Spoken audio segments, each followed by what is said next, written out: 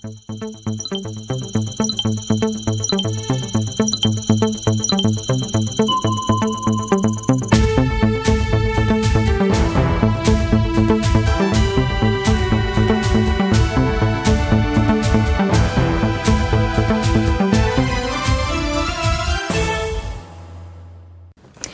président de la transition malienne, Ban Dao, en séjour au Burkina, il a rencontré le chef de l'État, Roch Kaboré, ce matin. Il était question de sécurité et de coopération dans les échanges des deux hommes. La déclaration de politique générale du Premier ministre, il y a quelques jours, annonçait un référendum pour l'adoption de la Constitution de la Ve République. Démarche inopportune selon le constitutionnaliste Abdoulaye Soma que vous entendrez dans ce journal.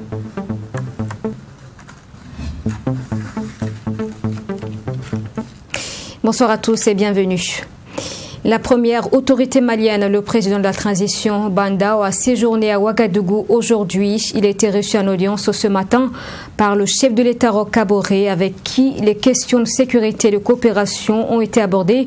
Les deux hommes ont également donné des instructions à leur ministre des Affaires étrangères dans le cadre de la tenue de la 10e commission mixte de coopération. Image de l'arrivée du président de la transition malienne et de son audience dans ce reportage signé Maxime Jeune-Bombara. Arrivé dans la capitale burkinabé ce samedi 13 février pour une visite d'amitié et de travail, le président de la transition du Mali, Ban Dao, a été reçu en audience par son homologue Roch-Marc Christian Kaboré. Au menu des échanges, la situation sécuritaire dans la sous-région ouest-africaine et les questions de coopération. Pour le ministre malien des Affaires étrangères, cette visite du président de la transition malienne vise à raffermir les relations de bon voisinage. Il est de notre intérêt, il a toujours été, disons, de renforcer notre coopération bilatérale sur tous les plans, politique, économique, social, culturel et même culturel. Et comme l'a souligné tout à l'heure M. le ministre, nos deux chefs d'État ont échangé, disons, l'expérience des deux pays. On a senti d'ailleurs des similitudes dans la gestion de la transition et nous, Maliens en particulier, nous inspirons évidemment de l'expérience vécue par le Burkina Faso en matière de gestion de la transition et nous espérons, disons, que quelques éléments de cette gestion nous permettront de passer en douceur cette période de transition sur laquelle nous travaillons depuis quelques mois maintenant et qui va se boucler, s'il plaît à Dieu, dans un an. Qualifiant l'entretien entre les deux chefs d'État de fructueux, le ministre burkinabé des Affaires étrangères, Alpha Bari, a indiqué que des instructions ont été données pour la tenue de la 10e commission mixte de coopération, dont la dernière édition date de 2012. Je peux qualifier cet échange-là de fructueux, enrichissant, et il a porté sur différentes questions de coopération entre les deux pays, notamment les questions d'intégration entre les deux pays. Et c'est en cela que les deux chefs d'État ont donné instruction que la 10e commission mixte de coopération entre le Mali et le Burkina Faso, qui n'a pas pu se tenir depuis 2012, puisse donc se tenir le plus rapidement possible. Et mon frère et ami, le ministre Zeni, qui est là, nous allons prendre les dispositions afin que cette commission mixte de coopération puisse se tenir le plus rapidement possible.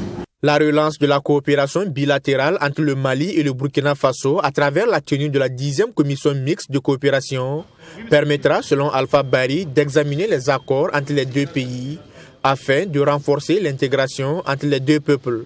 Pour ce dernier, cette rencontre a également permis aux deux chefs d'État d'échanger sur un problème commun, notamment la question sécuritaire, avant le sommet du G5 Sahel qui va se tenir à N'Djamena, au Tchad. Au cours de cette même matinée, le président du Faso recevait également en audience une délégation des chefs coutumiers du Burkina. Avec les dépositaires de la tradition, le chef de l'État a évoqué les sujets et préoccupations touchant à la vie de la nation. Les chefs coutumiers ont prodigué des conseils et formulé des bénédictions à l'endroit du président Kaboré pour le succès de son nouveau mandat. Nous écoutons le Naba Sigri, Dima de Boussouma, porte-parole des chefs coutumiers. Premièrement, il s'agit pour nous de perpétuer une tradition qui consiste à rendre quand même de temps en temps visite aux plus hautes autorités de notre pays.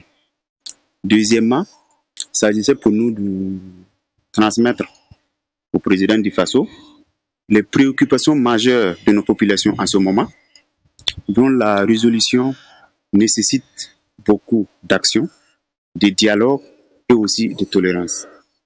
Nous avons également profité de cette occasion pour présenter au président du Faso et à son gouvernement nos vœux de nouvel an et profiter de lui témoigner tout notre engagement, notre disponibilité à l'accompagner dans la réussite de sa mission à la tête de notre État.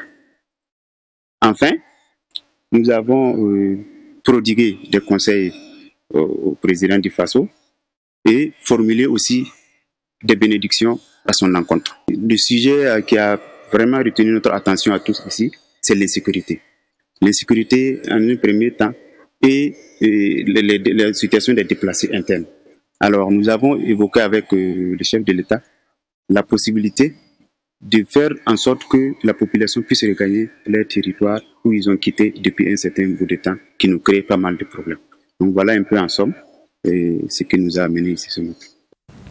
Le 4 février dernier, lors de sa déclaration de politique générale devant l'Assemblée nationale, le Premier ministre Christophe Dabiré évoquait l'organisation d'un référendum pour l'adoption de la Constitution de la Ve République.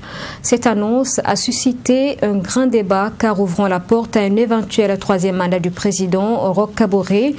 Et pour le constitutionnaliste Abdoulaye Soma, aller à une Ve République est inopportun. Il invite à saisir l'opportunité, par contre, de la révision constitutionnelle pour intégrer des dispositions pour empêcher un troisième mandat présidentiel. Donc, on en parle avec Abdourahmane.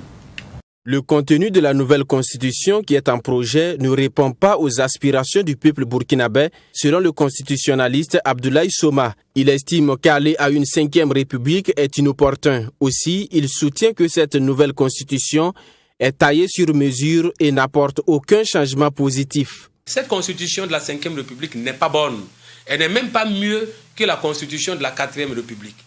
Elle est juste peut-être là pour changer le nom du titulaire, si on veut, du porteur de la Constitution. La 4e République est une constitution portée par Blaise Compaoré. Peut-être qu'on a juste envie de changer cela et que la 5e République sera une constitution portée par Roch Kaboré. À part ça, il n'y a aucune valeur ajoutée substantielle, démocratique, républicaine à cette constitution de la 5e République. L'adoption de cette nouvelle constitution au cours du second mandat du président Roch-Marc Christian Kaboré permet à celui-ci de prétendre à un troisième mandat, car cette constitution ne prendra en compte que le mandat en cours. Et comme il y avait déjà des divergences et qu'on a l'expérience avec Blaise Compaoré sous la 4e République, on a mis une disposition spéciale pour dire le mandat en cours est comptabilisé. Cette disposition réglait le problème si on avait adopté la Constitution sous le premier mandat. Donc le premier mandat aurait été comptabilisé et actuellement, le président Kaboré serait en train de terminer son deuxième mandat. Alors, le problème, c'est que le président a, je crois, sciemment fait tarder l'adoption de cette Constitution de la 5e République. Si cette disposition est appliquée au second mandat du président Kaboré, évidemment, son second mandat serait compté comme le premier mandat de la 5e République. Et alors, il pourrait être tenté de réclamer son droit à avoir un deuxième mandat sous la 5e République, ce qui reviendrait à lui, pour lui, d'avoir 3 mandats. Pour Abdoulaye Soma, la seule manière d'éviter des interprétations diverses est d'intégrer dans le projet de constitution des dispositions claires et non équivoques. Il est encore temps de régler ce problème dans les dispositions constitutionnelles. Et concernant cette disposition particulièrement, sur le mandat présidentiel, j'avais prévu et j'avais écrit qu'on formule la disposition de la sorte. Nul ne peut exécuter plus de 2 mandats de président de la République, ni alternativement, ni consécutivement dans sa vie. Voilà ce que j'avais écrit. Donc, dans sa vie. Le morceau de phrase « dans sa vie » réglait tout problème. Le constitutionnaliste regrette la non-prise en compte de cette recommandation lors de la rédaction du projet de constitution. Abdoulaye Soma invite donc les Burkinabés à ouvrir l'œil et le bon afin d'éviter de tomber dans une erreur. Et loin de cette question politique, donc, soutenir la croissance économique urbaine dans un environnement écologique résilient et promouvoir une gouvernance métropolitaine durable sur le territoire du Grand Ouaga, c'est l'objectif de ce projet qui consiste à mutualiser les capacités de communes, donc rurales, qui entourent la capitale. Réunis en assemblée générale constitutive, les maires des 8 communes ont signé une convention ce 12 février dans la commune de Konkipa. La reportage de Serge Badou. Par cette signature, les maires de la communauté des communes du Grand Ouaga ont signé la convention de la communauté des communes du Grand Ouaga, un acte apprécié par le ministre d'État en charge des collectivités Clément Sawadogo qui promet tout mettre en œuvre pour harmoniser les textes et permettre un grand maillage de cette communauté. Et je voudrais saisir l'occasion pour féliciter les communes concernées qui par ailleurs ont demandé à ce que l'on puisse travailler à ouvrir les textes pour que les 2 autres communes riveraines de Ouagadougou que sont Lumbila et Souroubila puissent également participer à cette communauté. Le Code général des collectivités et le décret d'application à la matière n'autorisent pas pour le moment que l'on puisse établir cette convention-là au-delà de la région à laquelle on appartient. Mais nous allons travailler dans le sens à briser de plus en plus les frontières parce que ce sont des barrières qui quelquefois nous empêchent de travailler et de bien faire. Un processus long et difficile selon le maire Armand Pierre Bewende qui se dit également satisfait de la signature de cette convention qui sera bénéfique pour la population des communes environnantes. Je voudrais qu'on se félicite d'avoir réussi ce long cheminement qui nous a amené aujourd'hui à créer la communauté de communes de Grand Ouaga. Et qu'est-ce qui va changer pour les habitants du Grand Ouaga? Ce qui va changer, c'est-à-dire qu'il y aura un développement plus harmonieux entre ces différents territoires. Comme le ministre vous l'a dit tout à l'heure, toutes les communes rurales qui entourent la ville de Ouagadougou influent sur Ouagadougou. Et Ouagadougou également a une influence directe sur ces communes-là. Il y a des communes qui sont considérées comme des communes dortoirs où les gens se lèvent le matin pour venir travailler à Ouagadougou et rentrer le soir chez eux. Mais comment faire en sorte que ce vivre ensemble soit harmonieux et ait une gouvernance vertueuse? Donc la réponse à cette question est de se mettre ensemble et de créer cette entité qui s'appelle le Grand Ouaga. En rappel, le Grand Ouaga a pour objectif d'accompagner le gouvernement dans sa vision de construction du Grand Ouaga à travers le schéma directeur d'aménagement du Grand Ouaga à l'horizon 2025. Notons que l'Union européenne accompagne ce projet à hauteur de 3,275 milliards de nos francs. Et suite à la signature de la convention constitutive de la communauté des communes du Grand Ouaga, quelques maires de communes bénéficiaires ont exprimé leur satisfaction de voir ce projet aboutir. Ils s'expriment au micro de Serge Badou. Je peux dire que c'est la bienvenue. Vous voyez que les communes rurales comme Serga, comme Kibala, avec le peu de budget qu'on a là, c'est nous autres là que ça va aider. Vous voyez qu'avec cette convention, ça va aider beaucoup les communes rurales et nous sommes très contents. Nous remercions l'initiateur au nom du conseil municipal et en général la population de nos différentes communes.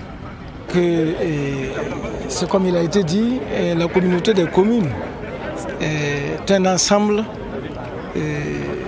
une sorte de convention qui a été signée entre les communes de la région du centre afin de pouvoir promouvoir un certain nombre de vivre ensemble, un certain nombre d'arrêtés qui puissent permettre aux différentes communes de pouvoir accéder à une meilleure vie.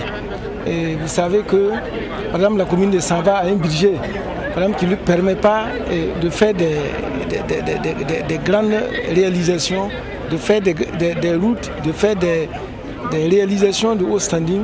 Alors, c'est une occasion que dans la communauté des communes, par rapport à une convention assez élargie, nous bénéficions aussi d'un certain nombre d'accompagnements à partir de cet ensemble-là. Nous vous montrons à présent dans ce journal le nouveau siège du Conseil régional du Centre, bâti à Ouaga 2000 sur 1850 mètres carrés. Il a été inauguré hier vendredi en présence de plusieurs autorités du pays. Détail donc de la cérémonie dans ce compte-rendu signé Fatima Tanikiema et Myriam Sessouma. C'est un bâtiment de type R+3 extensible en R+4 qui a été érigé dans le quartier Ouaga 2000 de la ville de Ouagadougou et qui va accueillir les locataires du conseil régional du centre. C'est le désormais siège de cette institution après plusieurs années d'attente. La construction de ce bâtiment administratif constitue d'ailleurs la première phase du projet. Il fait 1850 mètres carrés bâtis et il comprend à l'intérieur un centre de bureaux. Nous avons 35 bureaux principalement, décomposés en salles de réunion, en bureau directeur, en bureau pour le président, les vice-présidents et aussi les commodités qui vont avec, comme les toilettes et les salles de réunion. Voilà. Donc il s'agit d'un bâtiment qui est équipé avec un conditionnement en ce qui concerne donc les conditions de travail, en termes de réseau informatique, réseau de sécurité incendie, et aussi donc toutes les commodités en termes de protection donc des biens et des personnes. La seconde phase du projet consiste à la réalisation d'une salle de conférence de 300 places qui n'a pas encore vu le jour pour faute de budget. Le président du conseil régional, lui, reste confiant et salue la cohésion sociale au sein de son institution. Une cohésion qui a été à la base de la réalisation de ce projet qui vient de voir le jour. Nous avons accepté épargner à chaque session budgétaire un certain montant pour démarrer les travaux. Parce que nous avons pris notre bâton de pèlerin pour voir certaines structures d'accompagnement. Malheureusement, vous savez, nous étions dans une situation d'insécurité qui a été aggravée par la suite par la pandémie à Covid-19. Donc nous nous sommes dit que c'était à nous de trouver les moyens pour construire ce siège régional. Et voilà que c'est une réalité aujourd'hui. Et c'est vraiment une satisfaction pour nous, pour tout le conseil régional du centre. Cette infrastructure a coûté à peu près 1,5 milliard au conseil régional du centre. Mais il prépare d'ores et déjà la réalisation d'autres infrastructures au profit de la population, parmi lesquelles la construction d'un centre de santé et de promotion sociale CSPS et l'aménagement d'une forêt régionale de 37,5 hectares à Bargo dans la commune de Saba. La coordination nationale de l'Association des enfants et jeunes travailleurs du Burkina tenait son assemblée générale du 9 au 12 février dernier à Ouagadougou, un rendez-vous qui a permis à l'association de faire le bilan de ses activités menées au cours de l'année écoulée, mais aussi de planifier celle de l'année en cours. Yassine Sawadou. Redoubler d'efforts pour permettre aux enfants en difficulté de jouir pleinement de leurs droits, tel est le défi que s'est fixé la coordination nationale de l'Association des enfants et jeunes travailleurs du Burkina. Un engagement renouvelé lors de cette assemblée générale qui a permis aussi de passer en revue les différentes activités et surtout revisiter les textes de l'association. Nous avons travailler à relire nos textes et nos statuts, le règlement intérieur pour évoluer et comme on le dit, ouvrir vraiment les soupapes pour pouvoir étendre notre action, pas seulement pour les enfants et jeunes travailleurs, mais tous les enfants du Burkina Faso, tous les jeunes du Burkina Faso, voilà, qui sont vraiment dans le besoin pour qu'on puisse vraiment ensemble dans la concertation pouvoir trouver des solutions vraiment que les enfants et les jeunes voilà, traversent au niveau du Burkina Faso. Je vais parler de l'employabilité, je vais parler par exemple de l'éducation, je vais parler de la formation professionnelle, je vais parler vraiment de tous les mots que les enfants et les jeunes rencontrent vraiment au Burkina Faso pour que ça soit vraiment une réflexion commune et partagée. Pour la marraine de cette assemblée générale, c'est une grande joie pour elle d'être aux côtés des enfants. Elle promet de ce fait accompagner ses filleuls pour l'atteinte de leurs objectifs. Les enfants et jeunes travailleurs sont partis, ils ont beaucoup cheminé. Au début, c'était la sensibilisation, il faut informer les enfants, il faut leur parler de ceci, leur parler de cela. Ils ont écouté, ils ont agi. Après ça, ils sont devenus eux-mêmes des pères éducateurs, ils ont sensibilisé les autres. Et aujourd'hui, ils sont des employeurs, des petits frères. Je pense que vraiment c'est à saluer. Parce que ce n'est pas nous qui leur avons dit, employer X ou Y, c'est eux qui ont eu l'initiative. Ils ont dit, mais nous, on nous a aidés, nous sommes sortis de là. Nous aussi, nous pouvons aider les autres. Et en aidant les autres, ils les ont aidés, ils les ont convaincus qu'il fallait qu'ils apprennent à lire, à écrire, et puis compter. Ensuite, leur apprendre un métier. Et puis, les aider, ils sont devenus apprentis à côté d'eux. Ils ont appris à leur côté et ils se sont installés. Franchement, je crois qu'il faut les féliciter. Rappelons que l'Association des enfants et jeunes travailleurs du Burkina a été créée par des aides ménagères le 1er mai 1994 à Bouaké, en Côte d'Ivoire, et son objectif est d'œuvrer à l'épanouissement des enfants en difficulté à travers la formation dans divers corps de métier. Produisons ce que nous consommons et consommons ce que nous produisons. C'est l'un des slogans de l'ancien président du Burkina, Thomas Sankara. Une idéologie fièrement mise en pratique par les responsables du complexe scolaire Kwanda et les bravos du siècle. Les élèves ont même été formés et par la suite chargés de la confection de leur pagne Faso d'Anfani. Image dans ce reportage signé Mamed Kanakamabou. Depuis sa création en 2008, le complexe scolaire Kwanda et les bravos du siècle a opté pour le Faso d'Anfani comme tenue scolaire. Commandé au départ par le canal de femmes tisseuses, le promoteur de cet établissement a jugé bon de changer la donne. C'est ainsi que les élèves ont été formés et depuis quelques années, les pagnes sont confectionnées par les élèves eux-mêmes. Nafissatou Traogo est la meneuse du groupe. Selon ses dires, elle l'a appris de sa mère tisseuse et a voulu mettre ses connaissances au profit de l'établissement. Quand j'ai eu le CEP, je suis venue ici en 6e. J'ai vu que ici on permet aux élèves de tisser, d'apprendre à tisser. Et moi aussi j'étais très contente parce que la tenue même que vous voyez a été produite ici. Le pain même que vous voyez ici, c'est moi-même, je l'ai fait ici pendant les vacances. Les élèves ont 2 jours dans la semaine, soit le jeudi et samedi, pour exercer cette activité. Mais la plupart des élèves le font pendant les vacances pour occuper leur temps libre. Et la matière première est mise à la disposition des élèves par l'établissement. Voilà comment on a essayé de mettre en place, d'initier les enfants là, le circuit du tissu économique en étant à l'école. Voilà, comment produire et comment écouler le produit. Il faut négocier un semi-grossiste qui va venir récolter le surplus de la production ou votre production pour aller vendre sans pour autant être commerçant. En inculquant le patriotisme aux élèves à travers la fabrication et le port du Faso d'Anfani en milieu scolaire, le promoteur de cet établissement a voulu apporter sa contribution dans le renforcement de la citoyenneté. C'est aussi une façon pour lui d'apprendre aux élèves une activité génératrice de revenus en plus de leur cursus scolaire. Pendant les vacances, on fait la commande du fil au niveau de l'usine Filsa qui nous livre et les mères éducatives se mettent à produire avec les élèves qui savent déjà tisser. Et nous prenons ce que juste la quantité que l'école en a besoin et le reste là est reversé sur le marché public. Voilà, pour les grossistes et les semi-grossistes qui vont prendre ça pour aller vendre. Maintenant, les élèves qui savent tisser, qui le font pendant les vacances, le fruit de la vente là, leur revient, le bénéfice leur revient.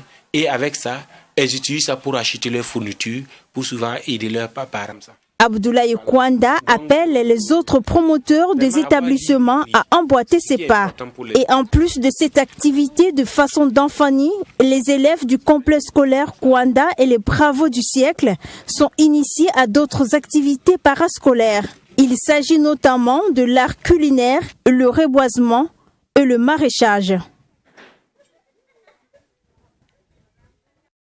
Un mot sur l'actualité hors du Burkina. La situation sociopolitique prend de l'ampleur en Haïti. De nouvelles manifestations ont eu lieu ce vendredi pour demander le départ du président Jovenel Moïse. Il maintient qu'il lui reste encore 1 année de direction du pays, alors que l'opposition indique que son mandat a pris fin le 7 février dernier et que donc, par conséquent, il n'est déjà plus président.